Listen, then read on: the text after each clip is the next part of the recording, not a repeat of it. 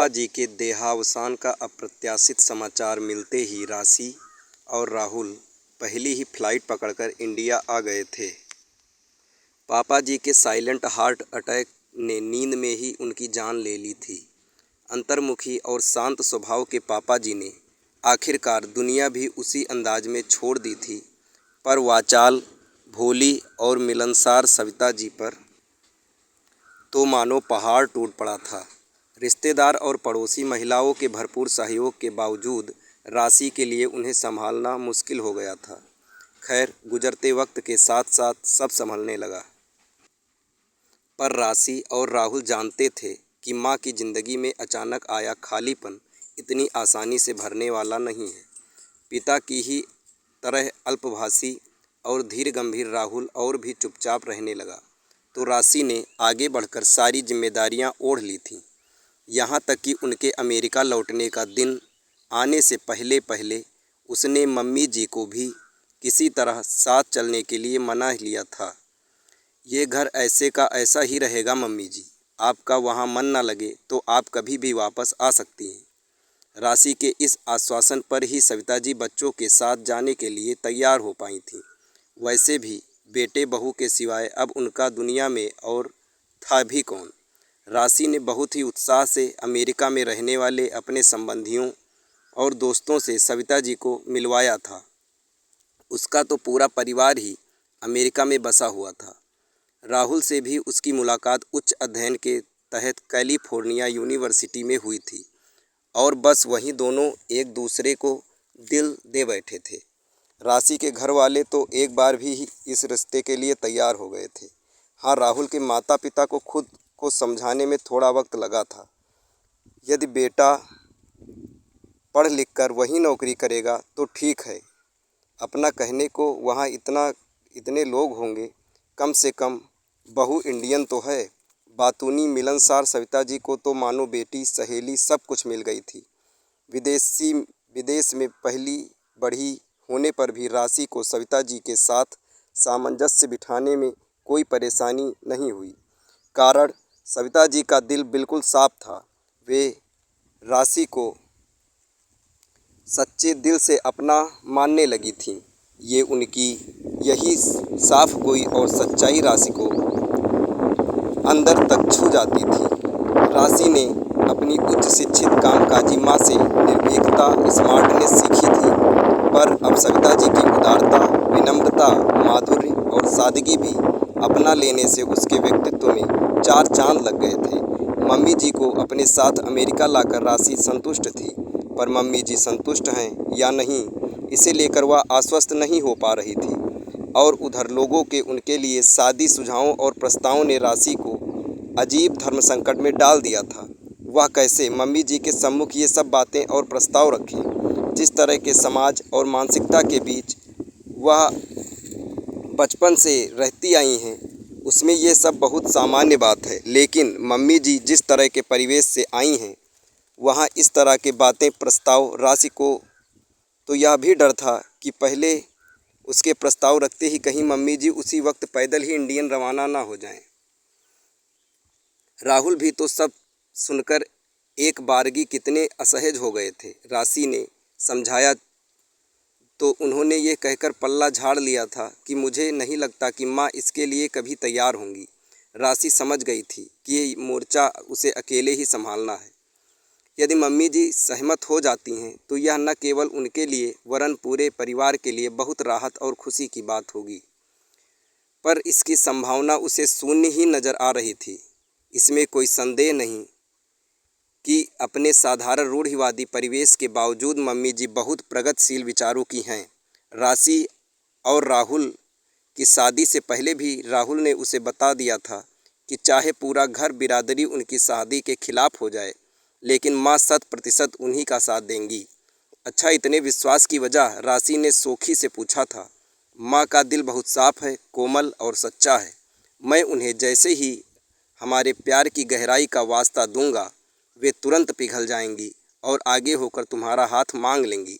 राशि ने सविता जी के बारे में जो सुना था, शादी के बाद उन्हें उससे कहीं बढ़कर पाया। कई बार तो राशि का पक्ष लेते हुए वे राहुल को ही झिड़क देती थी। राहुल तो शादी के बाद हमेशा के लिए इंडिया सेटल हो जाना चाहता था। राशि उसकी भावनाओं को समझती थी, सहमत भी थी, लेकिन जल्दबाजी में कोई भी निर्णय लेना उसे समझदारी नहीं लग रहा था। देखिए ना मम्मी जी, राहुल तो जिद पकड़कर बैठ जाते हैं, कहते हैं नौकरी तो मिल ही जाएगी, आज नहीं तो कल। यदि इंडिया लौटना है तो बस तुरंत लौट चलो। अच्छा, राहुल ने ऐसा कहा। हम तो सोच रहे थे वो हमेशा के लिए वहीं विदेश में ही बस जाएगा। सविता जी गर्व से फूल उठी थीं। मम्मी जी, उन्हें आप सबसे बहुत लगाव है। मैं भी यही चाहती हूँ कि सभी साथ रहें, लेकिन जब तक यहाँ दूसरी नौकरी का इंतज़ाम नहीं हो जाता तो हम दोनों की लगी लगाई बढ़िया नौकरियाँ छोड़कर आना क्या समझदारी होगी। वहाँ रहते हुए भी तो यहाँ नौकरी ढूंढ सकते हैं। हाँ और क्या, मैं राहुल को समझाती हूँ। माँ के कहने पर राहुल को 2 साल और अमेरिका में रुकना पड़ा था। 2 साल बाद जब वो इंडिया आने के लिए पूरी तरह तैयार था। बहू क्या वहाँ अकेली रहेगी? उसकी भी तो यहाँ नौकरी लग जाने दे। अकेली क्यों, उसका तो पूरा परिवार वहाँ है, राहुल ने तर्क दिया था। वह वहाँ अपने घर परिवार के साथ रहती है या तेरे साथ, वो तेरी जिम्मेदारी है ना। और अपनी जिम्मेदारी से इस तरह मुंह मोड़कर आना भले घर के लड़कों की निशानी नहीं है, लेकिन इसमें न जाने कितना टाइम और लग जाएगा माँ।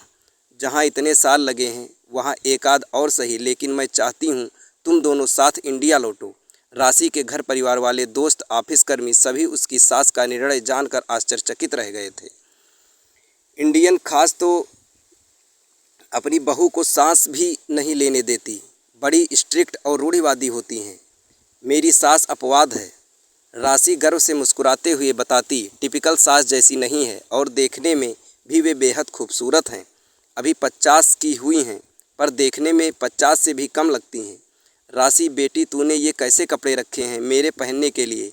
मम्मी जी की पुकार सुनाई पड़ी तो विगत में खोई राशि वर्तमान में लौटी। वह भागती हुई मम्मी जी के कमरे में पहुंची।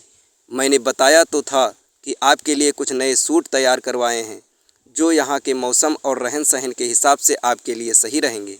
हाँ, पर इनके रंग तो देख, ये लाल पीले कपड़े मैं पहनूंगी। मम्मी जी आप भूल जाती हैं, यह इंडिया नहीं है। यहाँ यह सब कोई नहीं देखता। इंडिया नहीं, इंडियंस तो हैं। मैं तो राहुल के सामने भी ये सब पहनकर नहीं जा सकती। क्या सोचेगा वो? कोई कुछ नहीं सोचेगा। जो सोचता है वो आपके भले के लिए ही सोचता है। और राहुल तो वैसे भी आज से 3-4 दिनों के लिए बाहर गए हैं, भूल गई आप? ओ हाँ, पर फिर भी मुझे ये सब पहनकर किसी के सामने नहीं जाया जाएगा। वैसे ही लोग मुझे देखकर जाने क्या क्या बातें बनाते रहते हैं। कैसी बातें? राशि ने चौंक कर पूछा। किसी ने आपसे कुछ कहा क्या माँ? मुझे नहीं कहा तो क्या, तेरे तो कान भरते ही हैं। देख बेटी, मैं नहीं चाहती मेरी वजह से यहाँ तुम लोगों को कोई नीचा दिखाए। वैसे तो मैं अपनी ओर से बहुत संभल कर रहती हूँ, फिर भी शायद कभी कोई भूल हो गई हो। यहाँ के तौर तरीके नहीं जानती ना। तू राहुल से कहकर अब मेरे इंडिया लौटने की व्यवस्था करा दे। वैसे भी मुझे यहाँ आए अब बहुत समय हो गया है। राशि को लगा यही उपयुक्त समय है खुलकर बात करने का। आप कहीं नहीं जा रही मम्मी जी, बल्कि हमेशा के लिए यहीं बसने जा रही हैं। आप अपने आप को एक नई ज़िंदगी की शुरुआत के लिए तैयार करना आरंभ कर दें। ये तू क्या पहेलियाँ बुझा रही है? आप लोगों की कानाफूसी की बात कर रही थी ना। वे आपसे, आपकी खूबसूरती से, आपकी व्यवहार कुशलता, आपकी पाककलता आदि सभी से बहुत ज़्यादा प्रभावित हैं। कोई अपने विधुर भाई के लिए तो कोई अपने तलाकशुदा बेटे के लिए आपका रिश्ता मांग रहा है। सविता जी भौचक्की सी राशि को देख रही थी। तू पागल तो नहीं हो गई? क्या बके जा रही है? मम्मी जी शांत हो जाइए, यहाँ यह सब बहुत सामान्य है। फिर वे आपके भले ही के लिए यह सब कह रहे हैं। आपकी अभी उम्र ही कितनी है? राहुल जानता है यह सब। सविता जी अब भी सदमे की स्थिति में थीं। हाँ, मैंने बताया था उन्हें। कहते कहते राशि को ख्याल आ गया कि यदि वह राहुल की प्रतिक्रिया शब्द बता देगी तो मम्मी जी कभी भी इस प्रस्ताव के लिए तैयार नहीं होंगी। वो भी यही कह रहे थे कि माँ जैसा ठीक समझें। मम्मी जी आप इतनी समझदार, व्यवहारिक और प्रगतिशील विचारों वाली हैं, अच्छी तरह जानती हैं कि ज़िंदगी का सफ़र अकेले तय करना कितना मुश्किल है। लेकिन मैं अकेली नहीं हूँ। तुम्हारे पापा जी शरीर से भले ही इस दुनिया में नहीं हैं, लेकिन उनकी यादें, उनका प्यार मेरे दिलो दिमाग में रच बस गया है, जिसके सहारे मैं आराम से अपनी शेष ज़िंदगी व्यतीत कर सकती हूँ। तुम्हारे लिए ये समझना थोड़ा मुश्किल होगा, क्योंकि तुम्हारी वैवाहिक ज़िंदगी तो शुरुआत ही प्यार से हुई, लेकिन मेरा वैवाहिक जीवन जब आरंभ हुआ था, तब मैं प्यार का खा गा भी नहीं जानती थी। मात्र 19 वर्ष की थी तब मैं शारीरिक संबंधों को ही प्यार समझती थी। 20 की हुई तब राहुल गोद में आ गया था। तुम्हारे पापा जी दूसरे शहर से में नौकरी करते थे। ससुर जी का प्रॉपर्टी का बिजनेस था और मैं सास ससुर के पास ही रहती थी। सप्ताहांत में या कभी कभी 2 सप्ताह में राहुल के पापा घर आते थे। कभी उनकी अपने ही शहर में ट्रांसफ़र करा लेने की बात चलती, तो कभी मुझे उनके पास भेजने की बात। इस ऊहापोह में कुछ वर्ष तो ऐसे ही निकल गए। राहुल स्कूल भी जाने लग गया। मुझे अब उनसे दूर रहना अखरने लगा था। मन हमेशा उनके सामीप्य की कामना करता रहता। शायद ऐसी ही मनोदशा उनकी भी थी।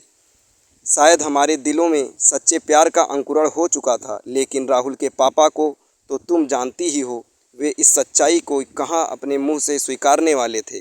पर मैं गौर कर रही थी कि उनके घर के चक्कर, फ़ोन कॉल्स आदि बढ़ गए थे। उस समय मोबाइल तो थे नहीं।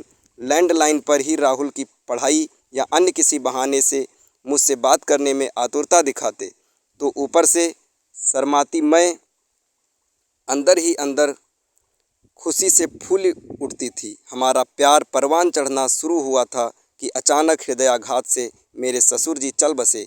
शोक संतप्त उस घड़ी में लंबे समय तक साथ रहने का मौका मिला, तो हम परस्पर और भी पास आ गए। उस बार जब वो मुझे छोड़कर गए थे, तो मैंने निश्चय कर लिया कि अब मैं मांझी और राहुल को लेकर हमेशा के लिए इनके पास चली जाऊंगी। लेकिन मैं आश्चर्यचकित रह गई जब कुछ दिन बाद ये ही अपनी बोरियां बिस्तर समेट कर हमेशा के लिए हमारे संग रहने आ गए। इन्होंने तर्क दिया कि अब ये सरकारी सेवा से स्वैच्छिक सेवानिवृत्ति लेकर ये बाबूजी का बिजनेस संभालेंगे। लेकिन अपने अंतरंग क्षणों में इन्होंने स्वीकार किया कि मेरी मोह ही इन्हें हमेशा के लिए यहाँ खींच लाई थी। मैंने भी अपना प्यार उजागर करते हुए इन्हें अपने इरादे से अवगत करा दिया था। हमारी ज़िंदगी के वे स्वर्णिम दिन थे। माँ जी सत्संग में तो राहुल अपनी उच्च शिक्षा में व्यस्त था और हमारा सारा समय एक दूसरे को समर्पित था। फिर माँ जी भी चल बसी, राहुल विदेश चला गया, पर परवान चढ़ते प्यार को अचानक विराम लग गया। तुम्हारे पापा जी साथ छोड़ गए। परिपक्व उम्र का प्यार भी परिपक्व होता है बेटी। अब शारीरिक क्षुधा तो समाप्त हो गई है और मन उनके प्यार से परितृप्त है। वे मेरे मन में बसे हुए हैं, जहाँ मैं उनसे हर बात साझा करती हूँ, सलाह मशविरा करती हूँ। अब बताओ, ऐसे में मैं किसी और को कैसे अपने दिल में जगह दे सकती हूँ। राशि अवाक थी। मम्मी जी पापा जी की परिपक्व प्रेम गाथा ने उसे अभिभूत कर दिया था, पर साथ ही साथ अपने प्रेम के प्रति उसका मन आशंका से भर उठा था। वह तो कॉलेज के प्रथम वर्ष में ही राहुल के प्यार में पड़ गई थी। तो क्या अपरिपक्व उम्र का प्रेम वक्त के साथ समाप्त हो जाएगा, जैसा कि यह यहाँ देखती आई हैं। संबंध जोड़ना और तोड़ना यहाँ तो आम है। क्या हुआ बेटी, अचानक तुम्हारा चेहरा क्यों उतर गया? मैंने कोई ठेस तो नहीं पहुँचा दी तुम्हें? राशि उनसे अपना भय साझा किए बिना न रह सकी। ऐसा कुछ नहीं होगा। यहाँ के समाज के लिए तुम्हारा प्रेम अपवाद साबित होगा। मैंने तुम्हारे आपसी प्यार में अल्हड़पन, नादानियाँ देखी हैं, तो गहन समर्पण और अपनत्व भी महसूस किया है। मेरा आशीर्वाद है, तुम्हारा प्रेम सदैव अक्षुण्ण बना रहेगा। वातावरण में घुलती पवित्रता और विश्वास ने सास बहू के रिश्ते को और भी प्रगाढ़ बना दिया था। कैसी लगी हमारी ये कहानी? अगर अच्छी लगी हो तो लाइक कीजिए, हमारे चैनल को सब्सक्राइब कीजिए, हमारे पेज को फॉलो कीजिए और इस कहानी को कई लोगों के साथ साझा कीजिए। धन्यवाद। जय हिंद।